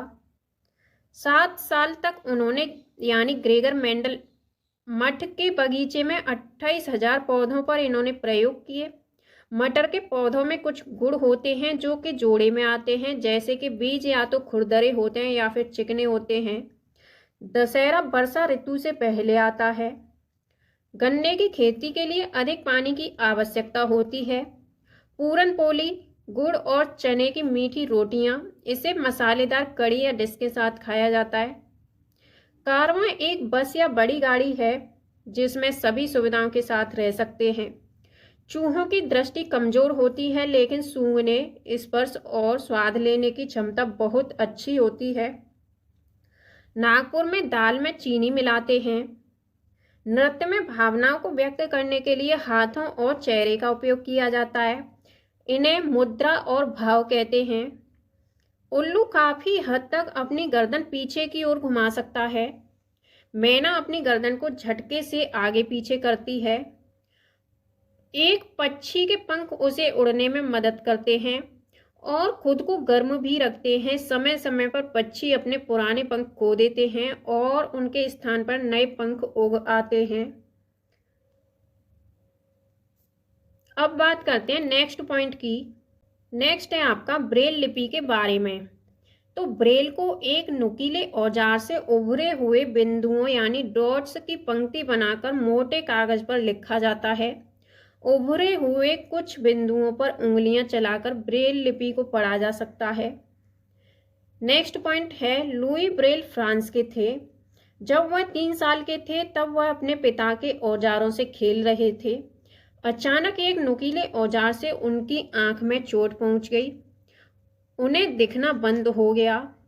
पढ़ाई में उनकी गहरी रुचि थी। वह पढ़ने और लिखने के विभिन्न तरीकों के बारे में सोचते रहे। अंत में उन्हें एक रास्ता मिला, छूकर और महसूस करके पढ़ना। पढ़ने के इस तरीके के बाद में ब्रेल लिपि के रूप में इसे जाना जाने लगा। यह लिपि 6 बिंदुओं पर आधारित है। ब्रेल को अब कंप्यूटर का उपयोग करके भी लिखा जा सकता है। यदि आप बच्चों को वास्तविक ब्रेल लिपि दिखाएंगे तो वे इसे बेहतर ढंग से समझ सकेंगे। ईवीएस के बारे में एनसीएफ 2005 क्या कहता है? तो ईवीएस की थीम है, इसकी मुख्य थीम है 6, परिवार और दोस्त यानी फैमिली एंड फ्रेंड्स। नेक्स्ट है भोजन। नेक्स्ट है पानी। और फोर्थ है आपकी आश्रय। फिफ्थ है आपकी यात्रा करना यानी ट्रैवल। सिक्स्थ है आपकी जो चीज़ें हम बनाते हैं और करते हैं। नेक्स्ट हम बात करते हैं ईबीएस की उप थीम की। तो इसकी उप थीम में आते हैं परिवार और दोस्त, जैसे कि संबंध, काम और खेल, जानवर, पौधे। और अगला है भोजन। भोजन में जैसे कि चखना, पाचन, पाक कला, परिरक्षण तकनीकें, किसान और भूख। नेक्स्ट है पानी। तो पानी उप थीम के अंदर आते हैं जैसे कि आश्रय, यात्रा करना, चीज़ें जो हम बनाते हैं और करते हैं। नेक्स्ट है एनसीईआरटी द्वारा प्रत्येक विषय की गहरी और अंतर संबंधित समझ विकसित करने का प्रयास किया गया है। प्रत्येक विषय वस्तु बच्चों के लिए उपयुक्त भाषा में महत्वपूर्ण प्रश्नों के साथ शुरू होती है, जैसे कि लिंग, वर्ग, संस्कृति, धर्म, भाषा, भौगोलिक स्थिति आदि के अंतर को समाप्त करने की जरूरत है। पाठ्यक्रम का मूल्यांकन एक सतत प्रक्रिया होनी चाहिए और बच्चों का मूल्यांकन तब किया जाना चाहिए जब वह देखता है, पूछता है, खींचता है, समूहों में चर्चा करता है इत्यादि। एनसीएफ अनुशंसा। तो एनसीएफ 2005 अनुशंसा करता है कि स्कूल में बच्चों के जीवन को उनके साथ जोड़ा जाना चाहिए, जैसे कि स्कूल के बाहर जीवन। यह स्कूल घर और समुदाय के बीच की खाई यानी गैप को कम करेगा। यह किताबी या रटंत सीखने को हतोत्साहित करता है। इस आधार पर विकसित पाठ्य पुस्तक रट्टा सीखने को हतोत्साहित करने के विचार को लागू करने का प्रयास करती है। यह हमें राष्ट्रीय शिक्षा नीति एनपीई 1986 में उल्लिखित बाल केंद्रित शिक्षा प्रणाली को प्राप्त करने में मदद करेगा। अब नेक्स्ट बात करते हैं एकीकृत शिक्षा के बारे में। तो एकीकृत शिक्षा क्या है?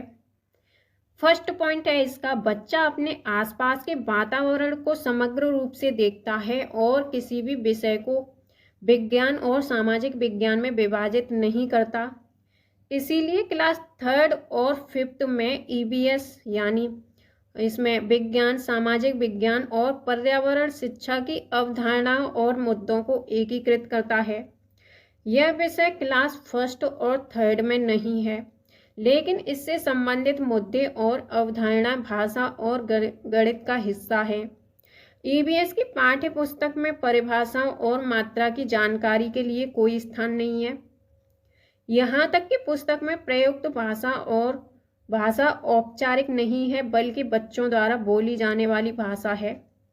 पाठ्य पुस्तक ज्ञान का एकमात्र स्रोत नहीं है, बल्कि लोगों और उनके पर्यावरण, समाचार पत्रों आदि जैसे सभी स्रोतों के माध्यम से ज्ञान का निर्माण करने के लिए बच्चों का समर्थन करना चाहिए।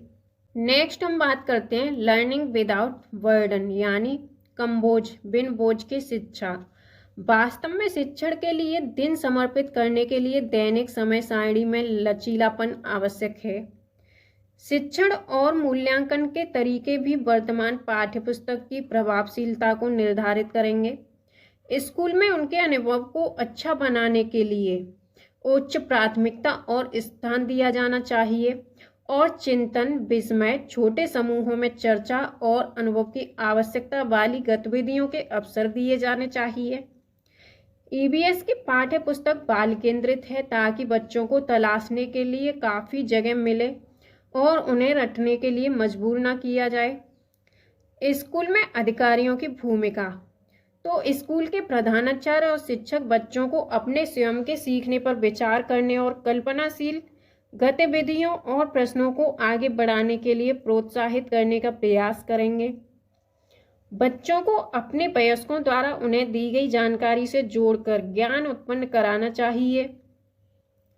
रचनात्मकता और पहल को विकसित करना संभव है अगर हम उन्हें सीखने में प्रतिभागियों के रूप में देखते हैं, न कि ज्ञान के एक निश्चित निकाय के रिसीवर के रूप में। अब नेक्स्ट पॉइंट की हम बात करते हैं। पुस्तक को परीक्षा का एकमात्र आधार नहीं मानना चाहिए, क्योंकि यही कारण है कि सीखने के संसाधनों और साइटों की उपेक्षा की जाती है। टॉपिक है हमारा स्कूल जाना। तो बच्चे किस प्रकार से स्कूल जाते हैं?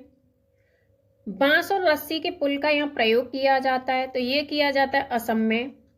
ट्रॉली का प्रयोग किया जाता है लद्दाख में। सीमेंट के पुल का प्रयोग किया जाता है आपका पानी के ऊपर यानी समतल क्षेत्र में। बल्लम जो कि लकड़ी की एक छोटी नाव होती है, ये केरल में प्रयोग में लाई जाती है। ऊंट गाड़ी आपका राजस्थान में। बैलगाड़ी मैदानी इलाकों में और गांव में। रास्ते पथरीले और आसमान हैं, ये कहाँ पर हैं? पहाड़ों में यानी उत्तराखंड राज्य में। ज़्यादातर पक्षियों की आंखें उनके सिर के दोनों तरफ होती हैं। पंछी एक ही समय में दो अलग अलग चीज़ों पर नज़र डाल लेते हैं। जब ये बिल्कुल सामने देखते हैं तब इनकी दोनों आंखें एक ही चीज़ पर होती हैं। ज़्यादातर पक्षियों की आंखों की पुतली घूम नहीं सकती, वे अपनी गर्दन घुमाकर ही आसपास देखते हैं। पक्षी जब दोनों आंखें एक ही चीज़ पर केंद्रित करते हैं तो उन्हें चीज़ों की दूरी का एहसास होता है, और जब अलग अलग चीज़ों पर केंद्रित करते हैं तो उनका देखने का दायरा बढ़ता है। चील, बाज और गिद्ध जैसे पक्षी हमसे 4 गुना दूर से देख पाते हैं। जो चीज़ें हमें 2 मीटर की दूरी से दिखाई पड़ती हैं, वही चीज़ ये पक्षी 8 मीटर की दूरी से देख पाते हैं। एक पक्षी की आंखें उसके सिर पर होती हैं और उनके सिर के दोनों तरफ छोटे छोटे छेद यानी कान होते हैं। इन्हीं की मदद से पक्षी सुनते हैं। छिपकली के भी छोटे छेद जैसे कान होते हैं, मगरमच्छ के भी छोटे छेद जैसे कान होते हैं, लेकिन हम उन्हें आसानी से देख नहीं सकते। जानवरों पर अलग अलग पैटर्न उनकी त्वचा पर बालों के कारण होते हैं। किसी जानवर के शरीर पर बालों के बिना कोई पैटर्न नहीं होता। ये क्वेश्चन आपका सीटेट सितंबर 2016 में आया हुआ है। कान वाले जानवर शरीर पर जिनके बाल होते हैं वो जन्म देते हैं। शरीर के बाहर बिना कान या छेद वाले जानवर अंडे देते हैं। सबसे बड़ी मादा हाथी झुंड की मुखिया बन जाती है। झुंड में कोई नर हाथी नहीं होते, वे 14 या 15 साल की उम्र में झुंड छोड़ देते हैं।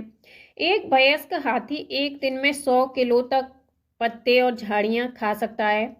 हाथी दिन में केवल 2 से 4 घंटे सोते हैं। कीचड़ हाथी की त्वचा को ठंडा रखता है। उनके बड़े कान भी पंखे की तरह काम करते हैं, वे खुद को ठंडा रखने के लिए उन्हें फड़फड़ाते हैं। झुंड में 10 से 12 मादा हाथी और बच्चे होते हैं। खेजड़ी गांव राजस्थान में जोधपुर के पास है। लगभग 300 साल पहले इस गांव के लोगों को बचाया था। खेजड़ी गांव के लोग बिश्नोई कहलाते थे। खेजड़ी का पेड़ ज़्यादा पानी के बिना बड़ा हो सकता है। यह फलियां देता है और कीड़ों से प्रभावित नहीं होता। बिहार के मुजफ्फरपुर जिले में बोचाह गांव है। मधुमक्खियां अक्टूबर से दिसंबर तक अपने अंडे देती हैं, यानी मधुमक्खियों के अंडे देने का सही समय माना जाता है अक्टूबर से दिसंबर। प्रत्येक मधुमक्खी के छत्ते में एक रानी मधुमक्खी होती है जो कि अंडे देती है। छत्ते में केवल कुछ नर होते हैं। छत्ते में अधिकांश मधुमक्खियां श्रमिक होती हैं। श्रमिक के रूप में नर मधुमक्खियों की कोई विशेष भूमिका नहीं होती। ट्रेन कच्छ गुजरात में गांधीधाम से शुरू होती है। गुजरात का खाना है ढोकला चटनी, नींबू चावल मिठाई के साथ। मडगांव गोवा में है। कोझिकोड से केरल तक के मार्गों में कुल 2000 पुल और 92 सुरंगें हैं। कोझिकोड दक्षिण भारत में केरल राज्य में मालाबार तट पर एक शहर है। इसे कालीकट के नाम से भी जाना जाता है। गुजरात से केरल के रास्ते में ट्रेन पार करती है। महाराष्ट्र, गोवा, कर्नाटक, फिर भारतीय राज्य केरल पहुंचती है। अब हम बात करते हैं भाषा और जहां बोली जाती है वो राज्य। तो मलयालम बोली जाती है आपका केरल में। कोंकणी कर्नाटक, महाराष्ट्र, गोवा और केरल के कुछ हिस्सों में। मराठी बोली जाती है महाराष्ट्र, गोवा, दमन और दीव, दादरा और नागर हवेली। गुजराती बोली जाती है आपका गुजरात में। कन्नड़ बोली जाती है कर्नाटक, आंध्र प्रदेश, तमिलनाडु और महाराष्ट्र में।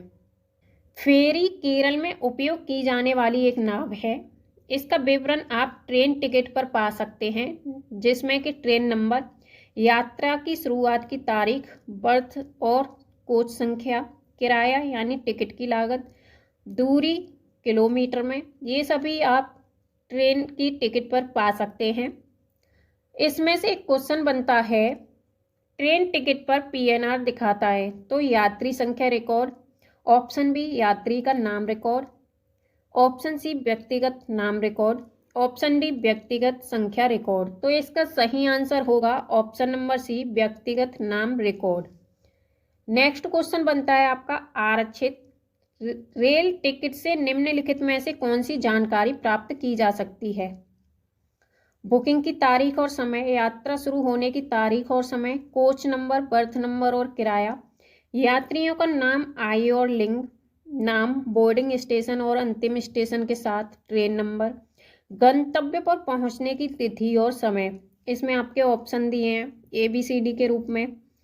तो इसका सही आंसर होगा option number B A, B, C और D, यानी इसका ऑप्शन नंबर बी सही होगा, जिसमें कि आपके ये सभी ऑप्शन सही हैं। नेक्स्ट अब हम बात करते हैं कर्णम मल्लेश्वरी के बारे में। क्या तुमने अखबार में इनके बारे में पढ़ा है? कर्णम मल्लेश्वरी एक वेट लिफ्टर यानी भारोत्तोलक हैं। ये आंध्र प्रदेश की रहने वाली हैं। इनके पापा पुलिस में हवलदार हैं। जब ये 12 साल की थी तभी से वजन उठाने का अभ्यास करने लगी। अब वे एक बार में 130 किलोग्राम तक वजन आसानी से उठा लेती हैं। कर्णम ने भारत के बाहर 29 मेडल जीते हैं।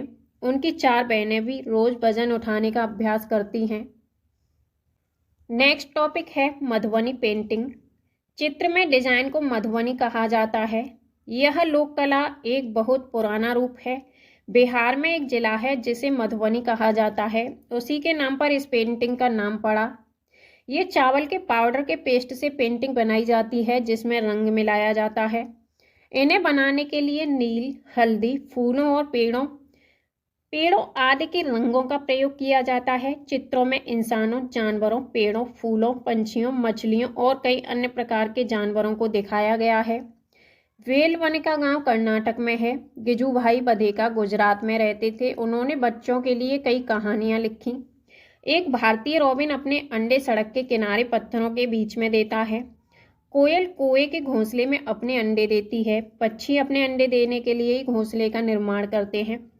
चूजे बड़े होने के बाद अपना घोंसला छोड़ देते हैं। नल्लमदा आंध्र प्रदेश में है। हिलगुंडी कर्नाटक में है। हिलगुंडी में बच्चों की पंचायत को भीम संघ कहा जाता था। बरगद के पेड़ के बारे में, जो लटकती हुई शाखाओं की तरह दिखता है वह वास्तव में इस पेड़ की जड़ें होती हैं। डेजर्ट ओक यानी रेगिस्तानी ओक एक पेड़ है जो ऑस्ट्रेलिया में पाया जाता है। ओक के पेड़ की जड़ें गहराई तक जाती हैं और पानी पेड़ के तने में जमा हो जाता है। असम में चावल की नई फसल के अवसर पर बिहू उत्सव मनाया जाता है। माघ बिहू 14 और 15 जनवरी को या असमिया कैलेंडर के 10वें महीने के पहले और दूसरे माघ में मनाया जाता है। बिहू के अवसर पर बांस में भेला घर बनाते हैं। मुक्तापुर गांव आंध्र प्रदेश तेलंगाना राज्य के पोचमपल्ली जिले में है। पोचमपल्ली जिले में पारंपरिक व्यवसाय कालीन बुनाई, खिलौना बनाना, इत्र उत्पादन आदि ये चीजें उस जगह के नाम से प्रसिद्ध हो गई हैं जहां उन्हें बनाया जाता है, जैसे कि कुल्लू शॉल, मधुबनी पेंटिंग, असम रेशम, कश्मीरी कढ़ाई आदि। अबू धाबी आपका संयुक्त अरब अमीरात में है। चिट्टप्पन मलयालम में पिता के छोटे भाई को कहते हैं। कुंजम्मा मलयालम में पिता के छोटे भाई की पत्नी को कहते हैं। केरल में कई फलों के पेड़ मिलते हैं जैसे कि नारियल, केला, कटहल, पपीता, सुपारी आदि। रेगिस्तान में उगने वाला एकमात्र पेड़ है खजूर। केरल में विभिन्न मसाले मिलते हैं जैसे कि तेजपत्ता, इलायची, काली मिर्च आदि। गरम मसाला छोटी और बड़ी इलायची, लौंग, जीरा, दालचीनी, काली मिर्च, सौंठ आदि से बना हुआ होता है। लेफ्टिनेंट कमांडर वहीदा प्रिज्म भारतीय नौसेना में एक डॉक्टर हैं। लेफ्टिनेंट वहीदा परेड का नेतृत्व करने वाली पहली महिला हैं। वहीदा प्रिज्म जम्मू और कश्मीर के राजौरी जिले में धन्नड़ी से हैं। परेड में कुल आदेशों की संख्या 36 होती है। प्रिज्म ऐसा कांच होता है जो 7 रंग दिखाता है। तिब्बती, जिसे भोटी भी कहा जाता है, लद्दाख में बोले जाने वाली एक भाषा है। भोटी भाषा में माँ को आमाले कहा जाता है। भोटी भाषा में पिता को आवाले कहा जाता है। रेशम का कीड़ा अपनी मादा कीड़ा को उसकी गंध से कई किलोमीटर दूर से ढूंढ लेता है।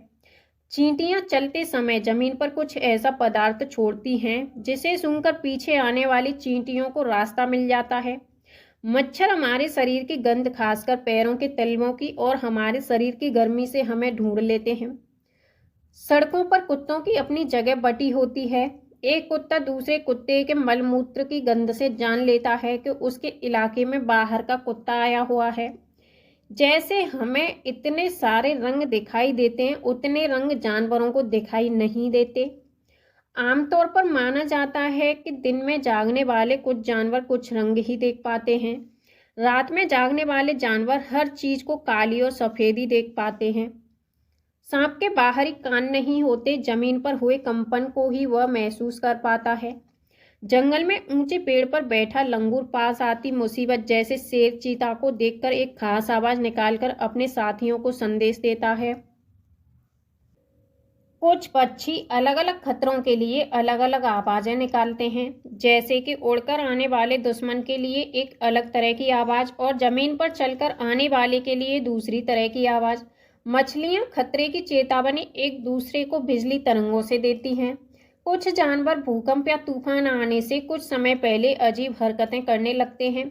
जो लोग जंगल में रहते हैं वे जानवरों के इस व्यवहार को समझते हैं। वे जान लेते हैं कि भूकंप आने वाला है या कुछ अनहोनी होने वाली है। सन 2004 दिसंबर में आए सुनामी से कुछ समय पहले जानवरों के अजीब व्यवहार और उनके द्वारा दी गई चेतावनी भरी आवाज़ों को अंडमान की एक खास आदिवासी जाति समझ गई। उन्होंने वह इलाका खाली कर दिया। इस प्रकार इस जाति के लोग सुनामी के कहर से अपनी जान बचा पाए। डॉल्फिन भी अलग अलग तरह की आवाजें निकालती हैं और एक दूसरे से बात करती हैं। वैज्ञानिकों का मानना है कि कई जानवरों की अपनी पूरी भाषा है। स्लॉथ भालू जैसे दिखते हैं, पर ये भालू नहीं है। ये दिन के करीब 17 घंटे पेड़ों से उल्टे सिर लटकाकर मस्ती से सोते हैं। ये जिस पेड़ पर रहते हैं उसी के पत्ते खाते हैं। लगभग 40 वर्ष के अपने पूरे जीवन में ये मुश्किल से 8 पेड़ों पर घूमने की तकलीफ उठाते हैं। ये सप्ताह में एक बार ही सोच करने के लिए पेड़ से नीचे उतरते हैं। बाघ की मूछें हवा में हुए कंपन को भांप लेती हैं और उसे शिकार की बिल्कुल सही स्थिति का पता चल जाता है। बाघ की मूंछों से इन्हें अंधेरे में रास्ता ढूंढने में भी मदद मिलती है। बाघ अपने इलाके में मूत्र करके अपनी गंध छोड़ते जाते हैं। यह इलाका कई किलोमीटर बड़ा हो सकता है। एक बाघ किसी दूसरे बाघ के मूत्र की गंध से उसको झट से पहचान लेता है। बाघ मौके के अनुसार अपनी आवाज बदलता रहता है। गुस्से में, कराहने में, गुर्राने में अलग आवाज और बाघिन को बुलाना हो तो अलग आवाज। बाघ का गुर्राना 3 किलोमीटर दूर तक सुना जा सकता है। बाघ हवा में पत्तों के हिलने और शिकार के झाड़ियों में हिलने से हुई आवाज में अंतर को भांप लेता है। बाघ के दोनों कान बाहर की आवाज इकट्ठा करने के लिए अलग अलग दिशाओं में बहुत ज्यादा घूम जाते हैं। बाघ इतना सतर्क जानवर है, लेकिन इस सब के बावजूद आज वह खतरे में है। हाथी को उसके दांतों के लिए मार दिया जाता है, गैंडे को उसके सींग के लिए मार दिया जाता है, शेर, मगरमच्छ और सांप को उनकी खाल के लिए मार दिया जाता है, कस्तूरी हिरण को थोड़ी सी खुशबू के लिए मार दिया जाता है। हमारे देश में बाघ और अन्य कई प्रकार के जानवरों की गिनती इतनी कम हो गई है कि इनके लुप्त हो जाने का खतरा है। हमारे देश की सरकार इन्हें बचाने के लिए बहुत से जंगलों को सुरक्षा दे रही है, जैसे कि उत्तराखंड का Jim Corbett national park, Rajasthan के भरतपुर जिले में घाना। इन जंगलों में जानवरों का शिकार करना मना है। यहाँ लोग जानवरों या जंगल को कोई नुकसान नहीं पहुंचा सकते। सपेरे लोगों को कालबेलिया कहते हैं। कालबेलिया डांस आपका राजस्थान का फेमस है। कालबेलिया नाच में भी सांप जैसी मुद्राएं होती हैं। हमारे देश में पाए जाने वाले सांपों में से केवल 4 तरह के सांप ही जहरीले होते हैं, जैसे कि नाग, करेंत, दोबोइया और अफाई। सांप जब किसी को काटता है तो उसके 2 खोखले जहर वाले दांतों से उस व्यक्ति के शरीर में जहर चला जाता है। जहर के असर को खत्म करने वाली दवाई सीरम सांप के जहर से ही बनाई जाती है और यह दवाई सीरम सभी सरकारी स्वास्थ्य केंद्रों पर मिलती है। आमतौर पर हमारे पेट के अंदर का तापमान लगभग 30 डिग्री सेंटीग्रेड होता है। हमारे पेट का पाचक रस एसिड अम्ल की तरह होता है। काला हांडी में सबसे अधिक चावल पैदा किया जाता है, फिर भी यहाँ के लोग भुखमरी का शिकार होते हैं। आत्रेयपुरम गांव आंध्र प्रदेश में स्थित है। दी गई तालिका में एक तरफ खाने की कुछ चीज़ों के नाम दिए गए हैं और दूसरी तरफ उन्हें 1-2 दिन तक खराब होने से बचाने के कुछ घरेलू उपाय दिए गए हैं। तो चलिए हम बताते हैं कुछ चीज़ें, जैसे कि दूध, पके हुए चावल, हरा धनिया, प्याज और लहसुन। फर्स्ट है आपका दूध। तो दूध को हम सुरक्षित करते हैं उबाल करके। पके हुए चावल को हम सुरक्षित करते हैं एक कटोरे में डालकर पानी के बर्तन में रखते हैं। हरे धनिया को सुरक्षित करने के लिए गीले कपड़े में लपेट करके हम रखते हैं। प्याज और लहसुन को हम खुले में रखते हैं, वो भी नमी से बचा करके। अचार रखने से पहले शीशी या कांच के जार को धूप में सुखाया जाता है ताकि शीशियों में से नमी निकल जाए। अगर शीशी में थोड़ी सी भी नमी रह जाएगी तो अचार सड़ जाएगा। अब हम बात करते हैं सांप के बारे में। तो सांप सरीसृप प्रजाति का जीव है। ऐसे जीव जो खिसक करके चलते हैं उन्हें सरीसृप कहते हैं। इसकी औसत आयु 10 से 12 वर्ष मानी जाती है। 8 वर्ष तक के नर सांप के शरीर पर बाल आ जाते हैं। 2 खोखले दांत होते हैं। अपने दांत का प्रयोग ये दूसरों तक जहर पहुंचाने में करते हैं। सांप के कान नहीं पाए जाते, कंपन को महसूस करता है और ध्वनि के प्रति प्रतिक्रिया देता है। सर्वाधिक कंपन शरीर की निचली त्वचा पर होता है जो जमीन से सटा होता है। सांप की रंगोली को नाग गुम्फन कहते हैं, जो कि सौराष्ट्र यानी गुजरात में बनाई जाती है। पर नियंत्रण कैसे रखा जाता है? तो बीन के माध्यम से। बीन सूखी लौकी से निर्मित होता है। सांप के काटने की दवा सांप के जहर से निर्मित होती है, जिसे हम सीरम कहते हैं। दांत तो इसके पाए जाते हैं, लेकिन ये भोजन को निगल करके करता है। सांप के भोजन पाचन में क्या सहायक होता है? तो तापमान, यानी सांप भोजन को पचाता है तो तापमान के माध्यम से। भारत में 4 तरह के जहरीले सांप पाए जाते हैं, जैसे कि नाग, करेंत, अफाई और दोबैया। अब हम बात करते हैं नाग के बारे में। तो नाग भारत का जहरीला सांप है, जिसे कि हम किंग कोबरा कहते हैं। भारत का सबसे जहरीला सांप इसे माना जाता है। सांप की एकमात्र प्रजाति जो कि बच्चे पालने के लिए घोंसले की व्यवस्था करती है तो वो है नाग। जन्म देने के पश्चात अपने बच्चे को खा जाती है तो वो है नाग। इसके काटने के पश्चात शरीर में जल की कमी होने लगती है। नेक्स्ट हम बात करते हैं करेंत के बारे में। तो करेंत रेगिस्तानी सांप है जिसकी जिह्वा पतली होती है। इसके काटने पर पता नहीं चलता, व्यक्ति झटपटा के मर जाता है। सर्वाधिक राजस्थान, महाराष्ट्र में ये आंशिक रूप से मिलता है। अब हम बात करते हैं अफाई के बारे में। तो ये पर्यावरण के रंग का होता है। पूरे भारत में ये पाया जाता है, जिसे हम साइलेंट किलर भी कहते हैं। अफाई से सामना केवल रात में होता है। इसे रात्रिचर जीव माना जाता है। अब हम बात करते हैं दोबैया के बारे में। ये 2 मुहा सांप होता है। ये सबसे कम समय में इससे मृत्यु होती है। काटकर पलटने वाला जीव है। काटने पर सर्वाधिक ऐंठन होती है। अब नेक्स्ट हम बात करते हैं कालबेलिया यानी नागिन डांस के बारे में। तो सर्वाधिक ये राजस्थान और गुजरात में होता है। नाग गुम्फन कहते हैं हम सांपों की रंगोली को, जो कि गुजरात में बनाई जाती है। नेक्स्ट टॉपिक है हमारा केंचुआ। तो इसकी औसत आयु 8 वर्ष मानी जाती है। औसत लंबाई 14 इंच मानी जाती है। इसे हम किसानों का मित्र कहते हैं, क्योंकि मिट्टी को ये भुरभुरा बनाता है। इसकी मिट्टी में ऑक्सीजन का प्रवाह बढ़ता है और इससे मृदा उपजाऊ बनती है और ये अपघटक श्रेणी का जीव माना जाता है। खरपतवार नष्ट करने में इसकी महत्वपूर्ण भूमिका होती है। इसका सामान्य रंग होता है भूरा। नेक्स्ट हम बात करते हैं डॉल्फिन के बारे में। तो यह एक जलीय जीव है। सबसे बुद्धिमान जलीय जीव इसे माना जाता है। अलग अलग भाषा बोलने वाले जीवों में इसे रखा गया है। मनुष्यों से दोस्ती करने वाला ये जीव है। भारत का राष्ट्रीय जलीय जीव इसे कहा गया है। अंधी डॉल्फिन या सूसू को हम कहते हैं भारत का राष्ट्रीय जलीय जीव। भारत में गंगा नदी में प्रयागराज से हल्दिया के मध्य ये पाई जाती है। कछुआ वन्य जीव विहार वाराणसी में किस किस को संरक्षित किया गया है? तो कछुआ और डॉल्फिन को यहाँ संरक्षित किया गया है। नेक्स्ट टॉपिक है हमारा ब्लू व्हेल। तो पृथ्वी का सबसे भारी जीव इसे माना जाता है। सबसे घातक जलीय शिकारी इसे कहा गया है। औसत आयु इसकी 90 वर्ष मानी जाती है। फेफड़े द्वारा ये सांस लेती है। समुद्र में सबसे ज्यादा शिकार करती है। ये सर्वाधिक संख्या में यह प्रशांत महासागर में पाई जाती है। नेक्स्ट टॉपिक है हमारा वर्नाल्ट।